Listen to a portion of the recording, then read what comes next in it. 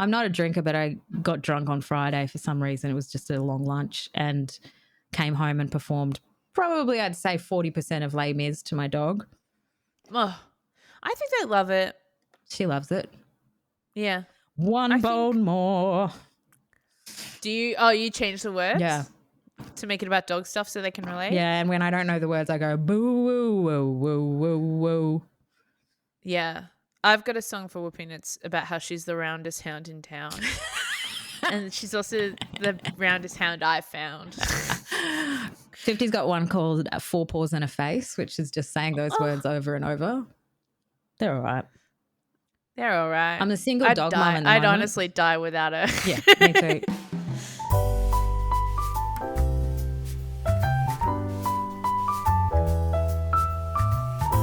Hello, welcome to Throwing Drinks with Jen and Maggie. I'm the Jen half.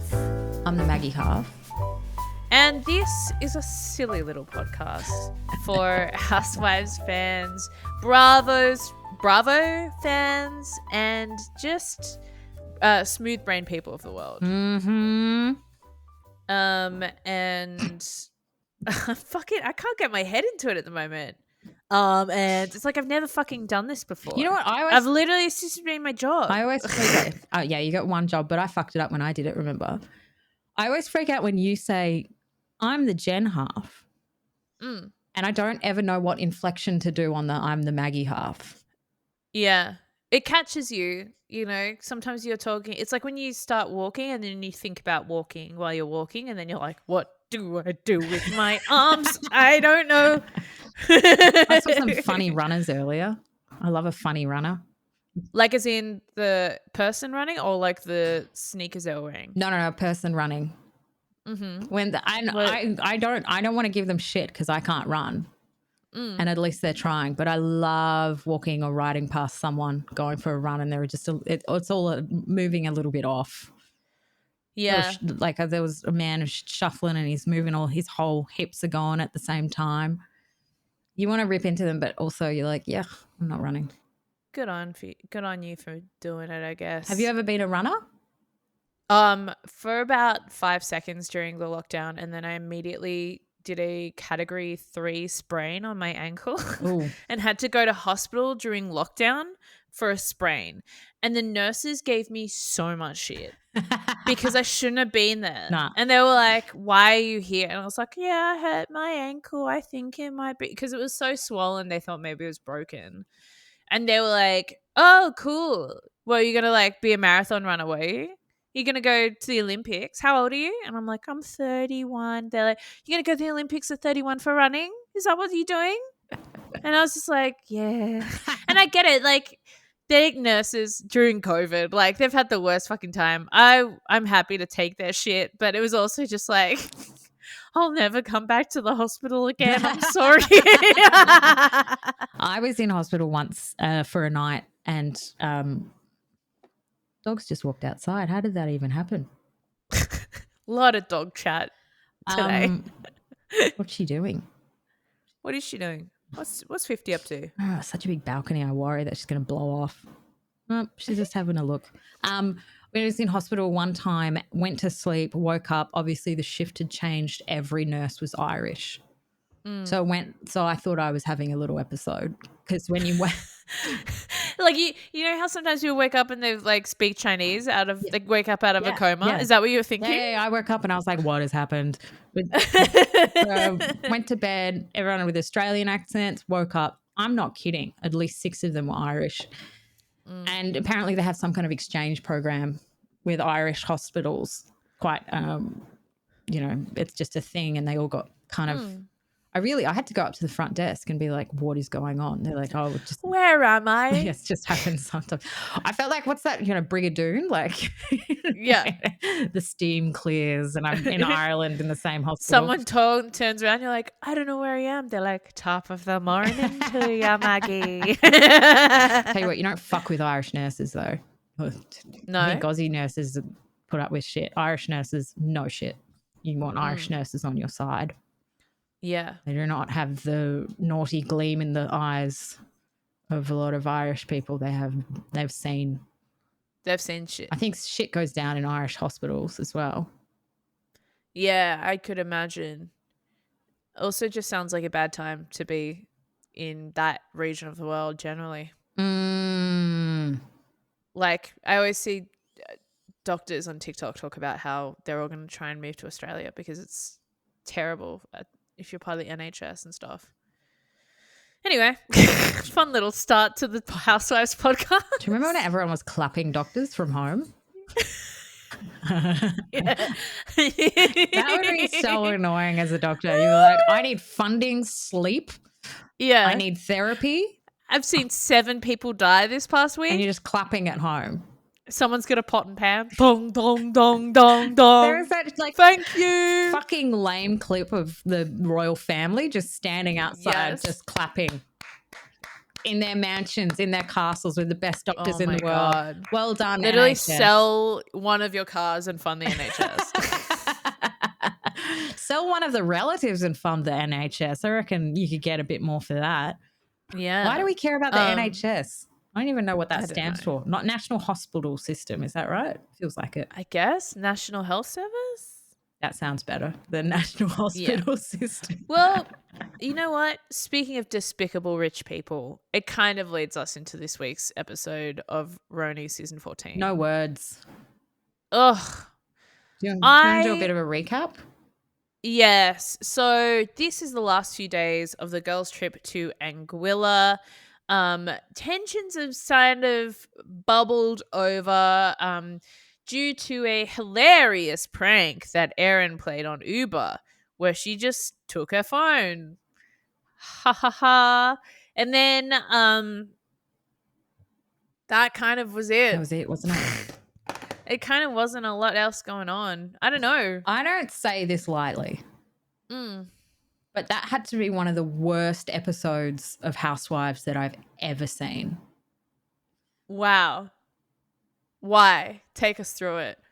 It was so boring and calculated. Yeah. And scripted in their minds. It was that conversation they had at the table of the wildest things they've ever done. Oh my God. That was like the dying gasp of a show where a producer's gone like, how do we make these girls relatable? I know. Tell me your most embarrassing story. It's literally like, do you remember Dolly Doctor? Where it was obviously like there was sexy stuff and like Ask Dolly Doctor and that kind of thing.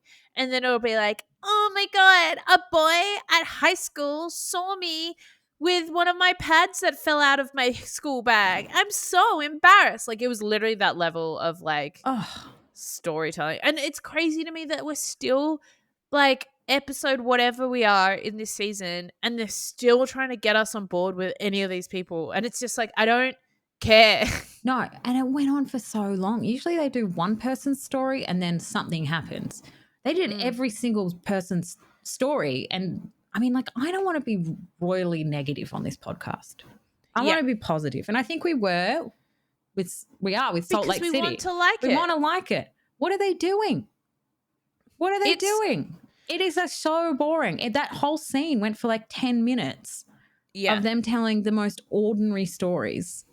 And fake laughing, like that was not like Jessel's story seems sweet, but it's not, it's not Larry David. Oh my God. Are you telling me Uber walked out of the toilet with toilet paper stuck to her ankle? However, did she recover? And then Erin topping it off with just an absolute fucking lead balloon of a story where she's like, the last time I felt embarrassed was when my kids cried on the plane. She needs to go.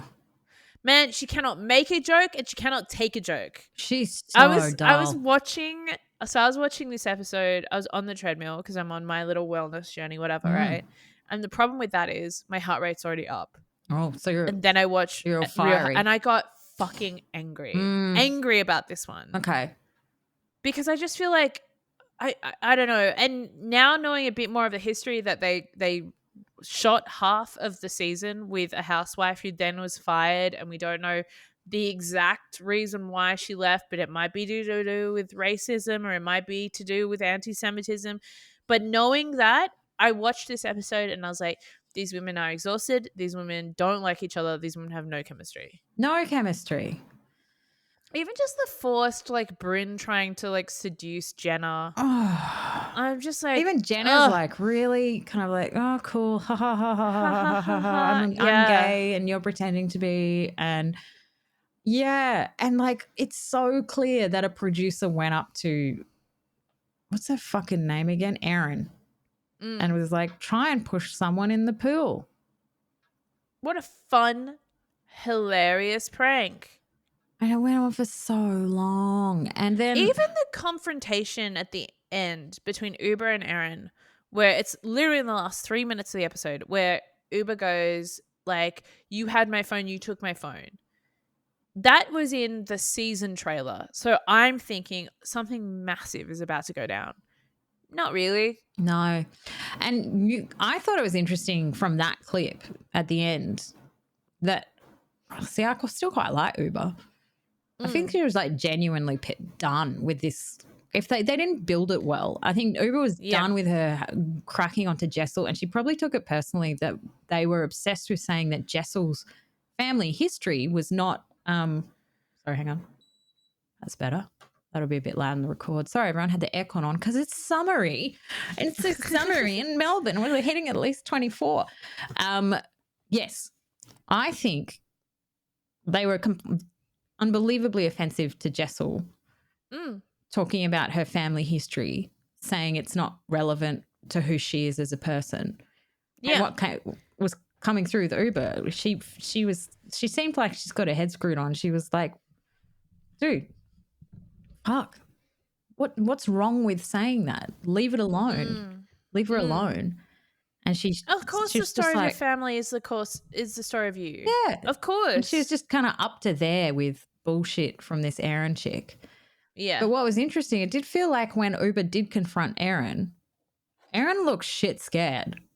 Yes. She can throw it out, but this chick doesn't look like she can take it. I personally wouldn't want 6'4" supermodel coming after me in that fashion. But she was just over it because I feel it's kind of, I don't know, for her saying all that stuff to Jessel felt so elitist, and, you know, unless you have a sob story from your childhood where you as a person and your family history is irrelevant. Yeah. I just think, like, I like Jessel. She's my favorite so far. Her and Jenna. Yeah, I'm really we've loving. done a full 360 on 180 on Jessel. I think the problem is Jessel will become the most relatable one. Yeah. Because she's the outsider coming in, which is like the role of the audience. And that's the one they usually build up in each of the franchises. It's usually the one that isn't necessarily at the same level as the ladies, or is going through some kind of change or whatever. And I think the problem is the ladies are most comfortable with Jessel when she's beneath them. And that's like the whole thing at the dinner table where Jessel's telling her story and she's being really sweet. And they're like, yeah, I like Jessel. Like, they like Jessel when she's the jester. But they will never, ever hold anything that Jessel says as important. And so when Jessel talks about her family history, about being displaced, they all get into some kind of like oppression Olympics. Like, I think Sai is entitled to feel frustrated that it seems like Jessel is equivocating, you know, being a broke intern with being genuinely homeless. And I understand that. But I also think that it gets into this kind of like trauma Olympics area. Yeah. Yeah. Where 100%. it's like, because I suffered, therefore you're suffering. And it's like, actually all suffering is relative, right? And like not being able to hold compassion and space for that is like way more dehumanizing than anything that can happen to, I don't know. It's just like we can all suffer. Like, yeah, I just want to pluck Jessel and Jenna out. And Uber, I like Uber. And recast. Bryn, I'm a bit like, you're playing both sides on this one. Yeah, but like going to Erin and Sai and being like, oh, she's pissed at you, and then going to Jessel and Uber and be like, oh yeah, like what did they say? Like, tell me everything. Like, I'm just like, it's getting boring. I think Bryn knows to stir the pot, but I also think it kind of comes off as more of a character flaw than being interesting. Yeah, I I don't know. It feels like there's nothing. It feels like, there was a production meeting where they said, "Oh, should we put it all in this episode, or do we have enough to drag it out as a tease?" And the fact that they fucking did, like, it's literally the last day of the girls' trip, and we're still not at the end of this fucking arc. Like, there's still another episode that just covers the last day of the girls' trip. It's like, come on. Yeah. I mean, looks like they have a spa moment in the next episode, potentially, where everyone's just turning on Erin, just being like, "You're a fucking bitch." I know Yeah. I would have done it earlier. I don't know. She's just like, I think the villain works when they've got a sense of humor. That's why Ramona was so good. I know I always go back to her. She was the villain, but she was very funny. And she personally didn't have that much of a sense of humor. I take that back. But the way she held herself and what she did, she had a really, like, she was funny. Well, even like Brandy in Beverly Hills. Like, Brandy did some pretty despicable things. Vanderpump, even, if you want to go there. But it was, I guess, it was never serious to them. No, she's just, and not even being able to prank someone properly, just taking their phone. That's so boring. And then immediately turning into, I'm a victim. Yeah. I'm a victim. I don't think that's fair that she's holding this against me. I don't think it's fair that she's not talking to me. I think it's really mean. It's like, man. I love it. Feels like you don't want to fuck with Uber, and I like that. Yeah. I think she was doesn't just know at how to confront Uber directly. No, she was just at a limit, and this chick just keeps poking the bear, and I reckon everyone's just over it, Even her being like, oh, but Sai pushed Uber into the pool. I didn't, so therefore the prank's not over. It's like, if there's like fucking... There's just... Sorry, I shouldn't have called her a cunt. No, but just this is an Australian podcast, so if you're listening overseas, that's a willy-nilly term we use. It's how I say mate, honestly. Yeah, it's... both in the positive and the negative. But it's just like her being like, oh, I didn't push her and that's not the rules. It's like, if you've got fucking rules, if there's administration to this, fucking, if you're filling out paperwork on this shit or keeping a running list of who's pranked who, it's not a prank then. No, it's just you wanting to like force your will on someone. It was such a boring episode. I scanned through it for the first time. I fast forwarded. Really? Yeah. Man, I don't know anymore. I feel very lost in this. Man, I feel we've committed. Yeah. But it's not going anywhere. We're getting through the end. I feel almost like we are going to struggle to get through an episode on it. I'm begging for a mid-season break. I don't think they're going to do it because I don't think it's rating enough. But do you know what? I think I need to triple check this. I think Real Housewives of Sydney starts right as this ends. October 10th. Yeah. And I've got I haven't even told you this. The delightful James Colley is joining us for the premiere episode. I did see that. You did see that? Oh, good. Because if you follow James Colley, he's our beautiful friend, very funny comedian, writer, writes on all your favorite shows, essentially. He posted a photoshopped picture of him in the Real Housewives of Sydney cast. And then I messaged him, and I'm guessing you did the same. Yeah, being we like, worked is this your pitch to be on the pod? And he was like, absolutely, yes. Yeah. So that'll come up. I mean, I will say I'm really hesitant now for Real Housewives of Sydney because why? Of how bad this New York reboot's been. I mean, the problem is I can't handle another flop of a season. I was going to bring up Salt Lake, which is killing it, but the problem is we actually recorded this early Tuesday afternoon. Yeah. So we haven't had an opportunity to see it. No. I mean, we've been saying it's killing it. And it's only second episode's been fun. Yeah. And then they're coming up, they're going to Trixie Mattel's hotel room. New motel, yeah. Sorry. Trixie Mattel. Yeah. Trixie Motel. There it is. Yeah. Yeah. And yeah. Tell us what you think. I want to know. Are we the only ones? I honestly, I've seen on TikTok a lot of people with the same feelings going, Pissed off at Andy because he really hyped it up for everyone. Yeah. Maybe he didn't see the final edit. I mean, I love their clothes. I love New York. I love as a Jenna city. Lyons. I love Jenna Lyons. I like the character of Jessel. I like how we've seen her kind of grow into something else. I like Uber, but I don't know what her function on the show is at the moment. I don't really know what she stands for, Like she's fun and she's bubbly. And but I'm just like waiting for a bit more. Maybe we'll see a bit more from her in this next episode. But again, we're like over the halfway mark on this season. Yeah, I just don't think the mix is working. I think they put Erin in as the villain. It's not working out. She's really unlikable. You know what? Probably in real life, I just want to preface, we talk about these women as characters. Yes. So when we're saying we don't like the character they're portraying on the show, I don't want to say and watching it. Yeah. This is the show.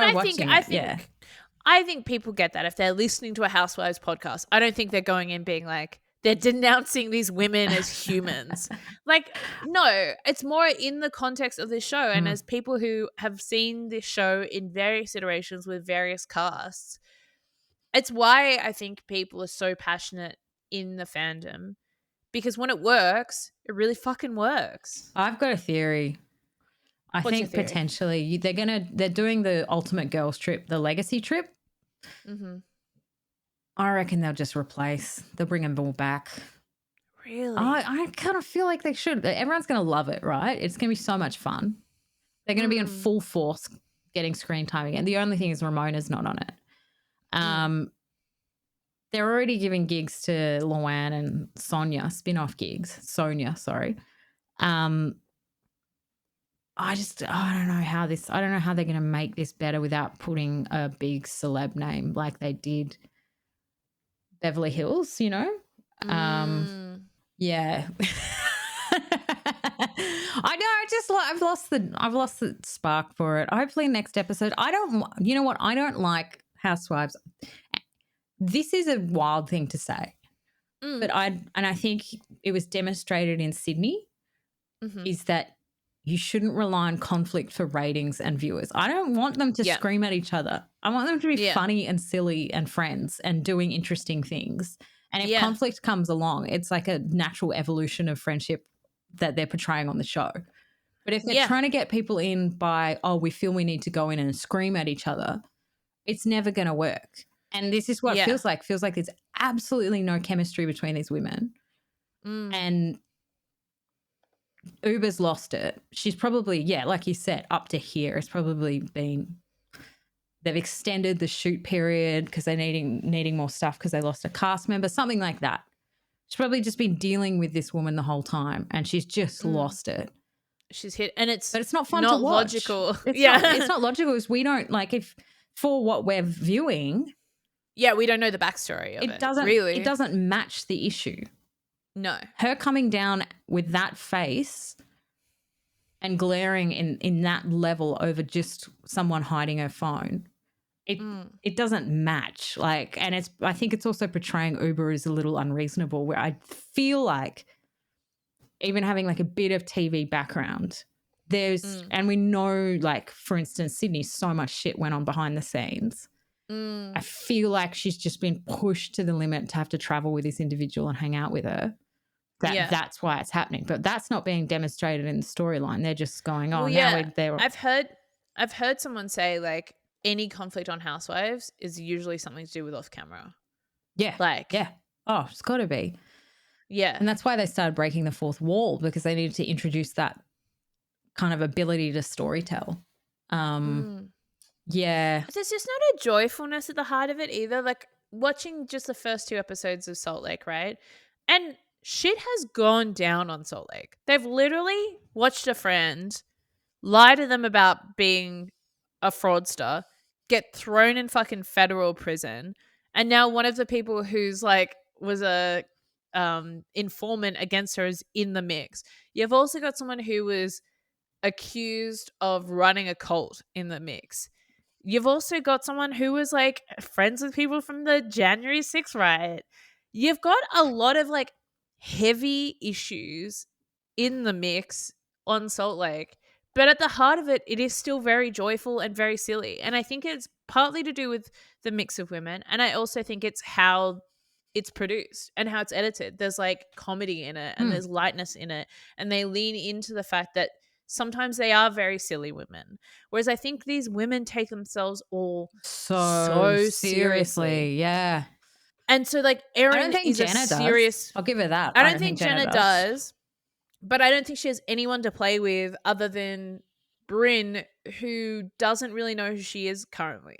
Yeah, and her silliness is just sexuality. horny. Yeah, and you know, Yeah. that's fine, but she's had some good one-liners. I'll give her that. But it's just you've got 4 very serious chicks and a horny chick. So serious. Like, what is this? What's going on? I think it was.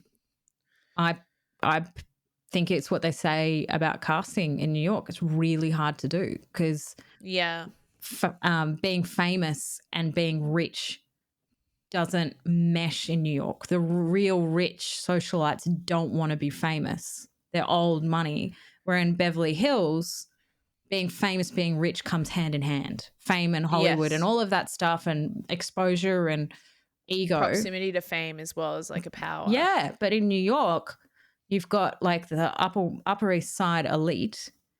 I watched a really good documentary that was produced over 20 years ago. And it was about generational wealth. And it was made by one of the great-great-grandsons of Johnson & Johnson. And it was about him coming into his inheritance at 21 and talking about how that has impacted the people around him. And I believe Ivanka Trump, Ivanka is the young one? Ivanka? Just these kids who were like 18, 19, 20 and their lives and just incredible things. There's one guy took them to Grand Central Station and said, yeah, my family owns Grand Central Station. And it's just this kid. And it talks about once you get that money, do you have any what's the point in anything? How to have motivation. Apparently all of the they got a lot in trouble with their parents about being on the documentary. You don't talk about money. You don't talk about wealth. You don't talk about status. You stay in your bubble.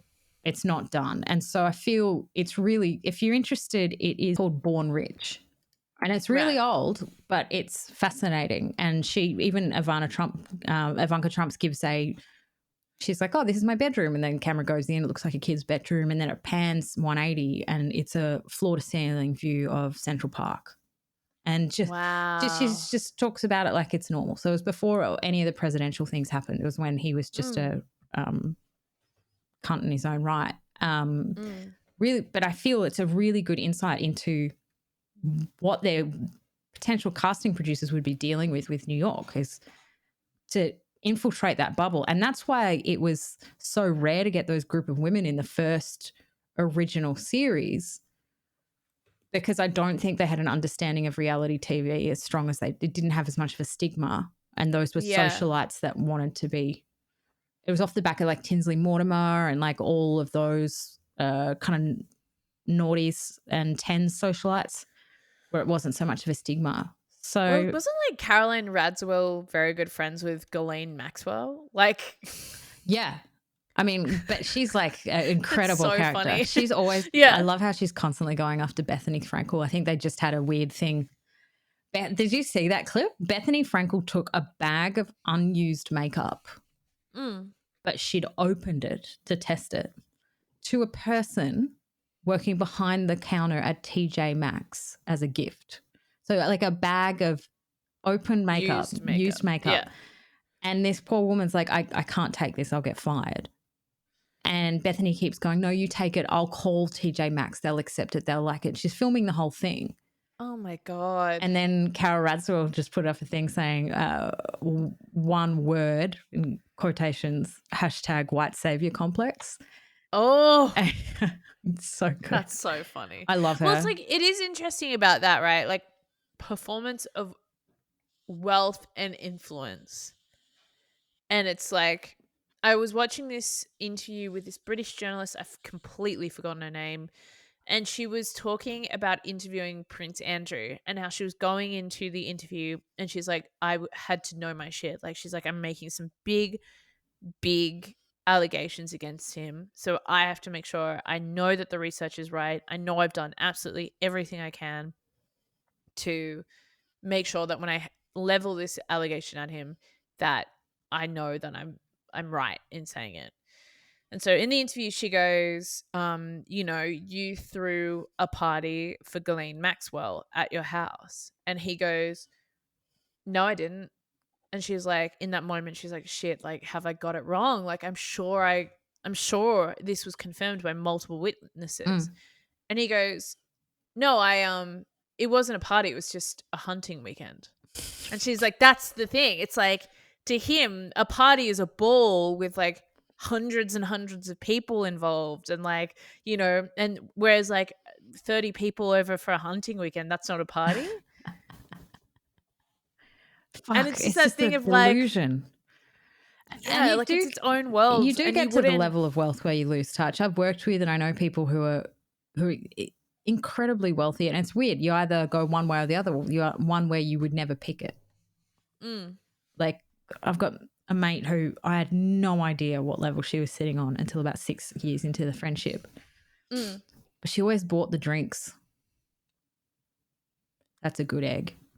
And then I've worked with someone who is unbelievably wealthy, who's completely lost touch with the reality of any situation. Yeah. So I do love it when you encounter people and like, I'm saying this with love, right? Hughesy's a really great example of this, where he knows he doesn't live in the real world at this point, but he knows that. And he's not trying to relate to people on the same level. Like, he knows that when you talk to him, he probably doesn't know what you're talking about because it's probably not happened to him in the last 20, 30 years. But I love that. I think he said, yeah, anyway. No, that's a good example. And that's the rich I want to get to, Yeah. I want to get wealthy enough to give people money to do stupid things for fun. Yeah. He called me once. Did I tell you about this? No. Hughes called me once to explain something to him. It's like a story he'd heard. And he's like, you got to explain it to me because I do not live in the real world. Like, he just said that. What a legend. Like, yeah, fuck yeah. Rich people who can acknowledge that they don't live in the same world as us, I'm all about him. Was it the Ricky Gervais story where he paid a mate like $50,000 to live in a box in the middle of the office for a week? Stuff like that. That's what I want to do. I'll be like, Jen, he's $100,000 if you steal a tram. Yeah. I can organise the getaway car. If I knew that there wouldn't be criminal repercussions, I would absolutely do it. Organise the getaway car. I've got a house for you that will pop you in, a safe house afterwards for a couple of months. Pay my legals? Yeah, well, hopefully you won't get caught, but you might get famous for it. Yeah. There is that risk. I'd do it. For $100,000? Yeah. See, that's the kind of, I love that kind of shit. That's what I'd be doing, dirty deals with my mates to do stupid stuff. That's the level of rich I want to get. And I know it will happen, and I'm confident in that. You can't imagine Erin doing that though. No, she's so boring. She'd be like, phone. I'm going to play a hilarious prank on you where I report you to the police for murder. While we're at it, I've had 2 people ask me why we put the Inspector Gadget theme in the show. Yeah. I don't have a good answer. I think I was looking for tense music or something, and it came up on YouTube. And I was like, that is a banging tune. It has nothing to do with Housewives. Then I couldn't be bothered downloading anything else. So, it's life. It's not that hard. It's life. That's life. Suck it up. It's such a good song. We'll put another one in. We'll put Super Ted or something in. Banana Man. That'd be cute. Oh, Banana Man. Banana Man. Dude, much like the RHONY franchise at this point, I feel like I'm losing steam. I don't know. Is there anything else we can fucking say about this show at this point? What are your hopes moving forward? I hope they fire Erin and bring in Countess Luann. Yeah. She'd be good in the mix. Do you think generationally, though, it would work, like the age difference? Yeah, because she is young at heart. Yeah, She's a true. clubber and stuff, and she doesn't care. Mm.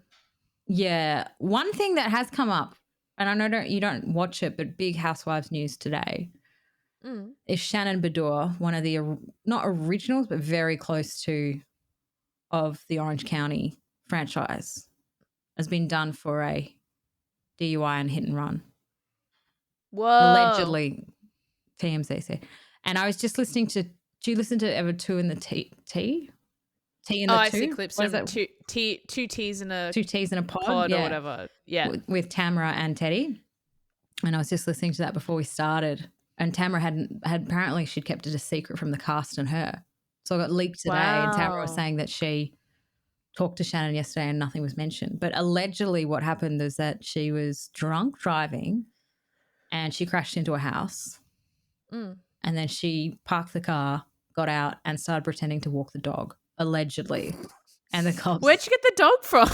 Well, that's what they were saying. We can't work out what happened. So it's like, why are you driving with the dog late at night? You couldn't have been out at dinner.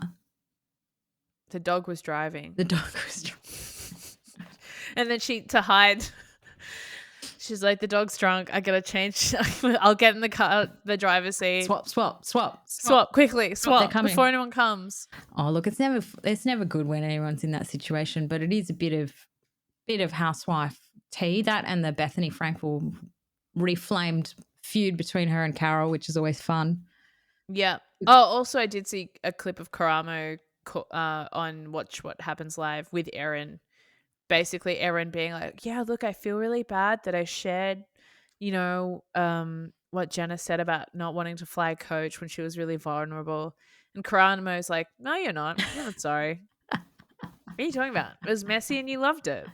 You loved it. You really enjoyed that. It'd be so much more interesting if you're like, yeah, it was good. Yeah, I did it to be messy. Yeah. Like, yeah. Is anyone still thinking Erin's a good person at this point? Is anyone rooting for her still? Or is everyone kind of being like, no, she's the villain? She's a villain, but she's a boring as fuck villain. I'm trying to think of the villains and the other ones. I mean, like, I don't understand what drives her, Like, what is she looking for in this world? Because to me, like with Brynn, for example, Brynn is looking for love and community and acceptance and friendship. I think at the heart of it, that's what Brynn's looking for.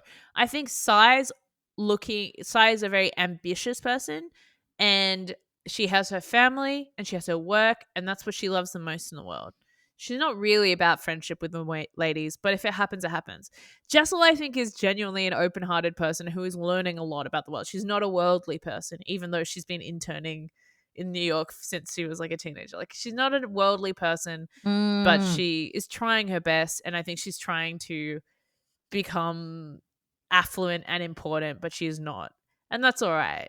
And I think Jenna is a person that has actually had genuine influence and culture. So at this point is trying to build a new kind of chapter for herself. Erin, I do not know what she wants. I don't know, exposure for her business. That's like, what even is her fucking business? Real estate. Putting couches in rooms. I can put a couch in a room. You got a great couch in your room. Yeah, we do have a good couch. I tried to look it up to find one because I want one for my house. Went out of business. I know. Sorry. Sucks to suck. Touch wood, it's cream and we've managed to keep it cream, touch wood, for a year and a bit now, which I think is quite an achievement. With a dog as well. She's not allowed a dog that sheds. No, she's not allowed. She's not allowed up? No, she's so tiny. That's she can't get up on her own as well. So she needs help. And see, my dog. It's more Ben's sticky paws that I worry about. No eating on the couch for Ben. Me, fine. Yeah. Put a napkin down. Don't eat soup. I just that's how I feel though. I know we've got to spin this around because we can't come on week after week and just rip into something, I think we've been very positive, to be honest. Not this episode, but I think I was really looking and finding good things in it that I enjoyed. We shouldn't have to. We should just enjoy it. Like Salt Lake City, it was just a banger from the start. Like, just went straight for it. I think we've given this more than enough positive energy. And much like Uber, I have hit a wall. I have nothing more to give. I don't know. Yeah. I don't know how many more episodes are left. I'm going to quickly look up how many more episodes are left. And it's rare to feel this way. I mean, Yeah. Orange County wasn't great. They kind of had a bit of a flop all around. Orange County isn't great. It's still going. It's all based on something someone must have said about Shannon Bedour's relationship. Atlanta was a huge flop, to the point where everyone's saying potentially it's because of the lawsuit they're having with Nene Leakes. They're distracted or something, and there's rumors of doing a total overhaul of it, which is what we've seen is quite not always the best idea.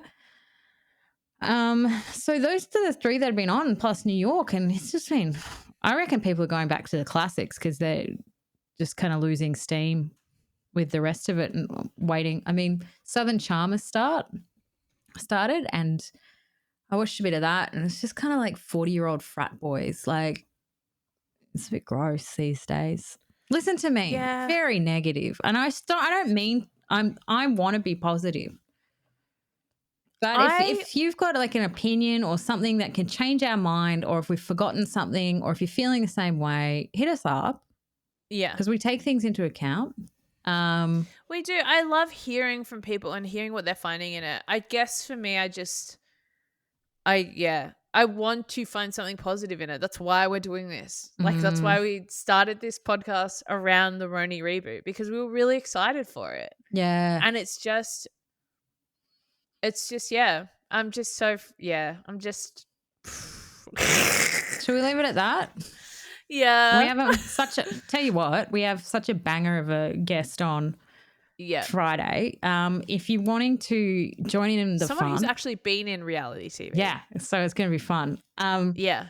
If you want to join in the fun, we're going to be recapping the saga that is the gate crashing, the White House incident, and it's at the end of the one and only seasons of Real Housewives of DC. It's the Sahi drama where two of the cast members pretended to be invited to the state dinner at the White House, gate crashed the party and made international headlines in doing so. All over CNN, BBC. It was massive. And if you don't know about it, give it a Google, give it a watch, and we'll have a chat about it very soon on Friday. Yeah. Hey, if you like this podcast, please leave us a review. It really helps. I see those review numbers going up on Spotify and on Apple Podcasts, and it warms my little heart. It's great to know that people are enjoying it, and we love making it for you. Even if we're slogging through this season of RHONY, we still love making it for you. So yeah, thank you so much. And can I plug something? Mm-hmm. I've got if you're in Sydney, come to my Sydney Fringe show. I'm just doing a new material hour. So if you want to come to that, go to jenfricker.com and you can get tickets. I'm just trying new material, bits and bobs. We'll see how it goes. Kicks off Wednesday 27th of September, and last show is on the 1st of October. You can get tickets from jenfricker.com. Amazing. You. Good on you, Jen. I don't perform. Thanks, mate. I've got nothing to plug You're except for performing throwing right now, drinks. All right. See you later. See ya.